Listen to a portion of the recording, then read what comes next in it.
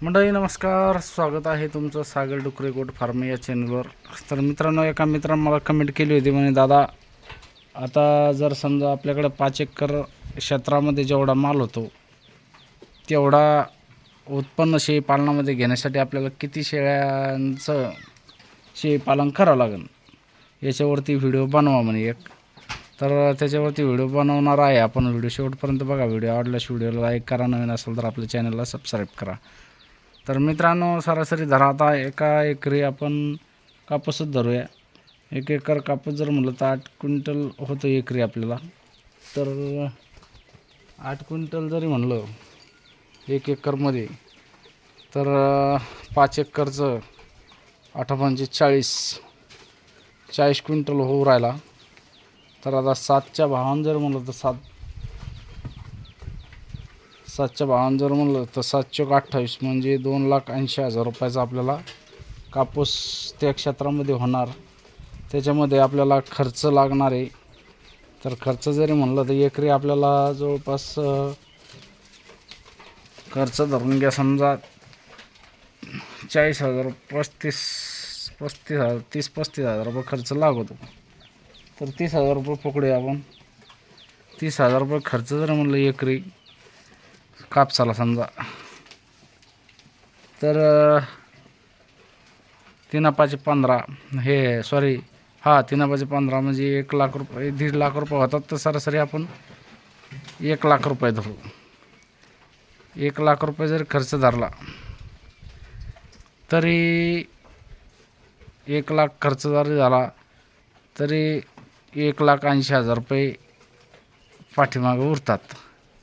सगळा खर्च आला म्हणजे मंजुराचा आला, ट्रॅक्टरचा आला, सगळं आला, 1,80,000 रुपये उरतात. सरासरी 1,80,000 रुपये क्षेत्रामध्ये 5 एकर क्षेत्रामध्ये आपल्याला उरत आहेत. तर तसा हिशोब जर धरला तर आता इतका इन्कम जर म्हणलं 1,80,000 रुपये शेळी पालनातून घ्यायचं म्हणलं तर आपल्याला कमीत कमी आपल्याकडं 20 शेळ्या पाहिजेत. 20 शेळ्या कशा पाहिजेत ते पण सांगतो मी तुम्हाला. कारण की 20 शेळ्या जर असलं आपल्याकडं तर 6 महिन्याचं बोकड असो, पाटा असो, पिल्लू जे काय आहेत ते 6 महिन्याचं फक्त 7,000 ते 8,000 रुपयापर्यंत, 8,000 ते 10,000 रुपयापर्यंत जातं. समजा 6 महिने 10,000 रुपयापर्यंत पण जाऊ शकतं चांगली जर सोय ठेवली तर. 8,000 रुपये धरू आपण. तर 20 शेळ्यांचे 40 करडं होतात 6 महिन्यामध्ये.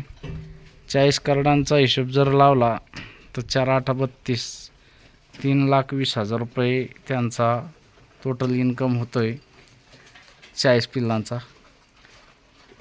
3,20,000 रुपयामधून 50,000 रुपये खर्च धरा तरी 2,70,000 रुपये राहतात. 2,70,000 धरून त्याच्यामधून पुन्हा 20,000 रुपये कपात करा तरी 2.5 लाख रुपये राहतात. 2.5 लाख रुपये इन्कम आपल्याला शेतीमध्ये घ्यायचं म्हणलं तर मी तर सांगतोय तुम्हाला 2.5 लाख रुपये कोणत्या व्यक्तीला राहत असतील, 10 एकरवाल्याला 2.5 लाख रुपये निव्वळ नफा राहत असेल अशी माझी शक्यता आहे. कारण की आता दिवसेंदिवस खताचे भाव वाढत चाललेले आहे, औषधाचे भाव वाढत चाललेले आहे, मंजुराचे भाव वाढत चाललेले आहे. 5 एकर शेती करायची म्हणल्याच्या नंतर मंजुराच्या भरोश्यावर करावं लागते. 5 एकर शेती स्वतः घरी कोणताच मालक करू शकत नाही. त्यांना मंजुरं लावणं हे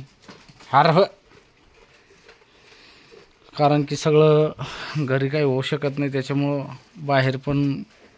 बाहेरचे मंजुरं लावून त्यांच्याकडून करून घेणं आहे म्हणजे खर्च आपल्याला बाहेरच्या मंजुरासाठी पण देणं आहे.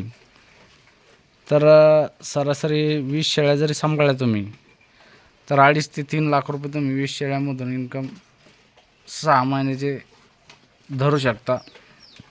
वार्षिक नाही धरला पण वर्षाचे धरा, तसं काय नाही, एकच खोप धरा तरी पण तुम्ही ते 2.5 लाख रुपये सहज कमवू शकता.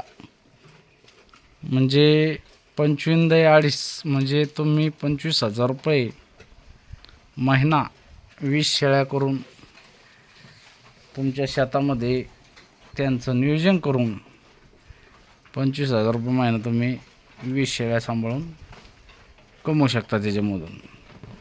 तसं आता तुम्हाला मी सांगतोय, पण माझं नियोजन आहे थोड्या दिवसामध्ये, अजून 6 महिन्यामध्ये किंवा हो जास्त नाही, समजा उन्हाळ्यापर्यंत आपण तिथपर्यंत जाणार आहोत. 20 शेळ्या करायच्या आहे आपल्याला, कारण की 5 आणि 10 शेळ्यांवरती काही होत नाही मित्रांनो. जेवढं इन्कम पाहिजे आपल्याला तेवढं इन्कम भेटत नाही, पण आपण पाण्यामुळं मागं पडलेलो आहोत. पाणी नसल्यामुळं आपण थोडं माघार घेतलेली आहे. आपण पाणी जर असतं तर आपण तेव्हाच निर्णय घेतला असता, कारण की आपल्याकडे क्षेत्र कमी आहे, 1 एकर शेती आहे. आणि 1 एकर क्षेत्रामध्ये होऊन 1 एकर शेतीमध्ये जर म्हणलं तर 6 ते 7-8 क्विंटल कापूस होतोय. 8 क्विंटल जरी झाला, 10 पकडा, 10 तर होतच नाही म्हणा, पण 10 पकडा तरी पण 70,000 रुपयाचा होतो. 70,000 रुपयातून किती काही केलं, बाकीचा खर्च आहे आपल्या मागं. बाकीचा खर्च जरी म्हणलं तरी एवढं ॲडजस्ट होत नाही.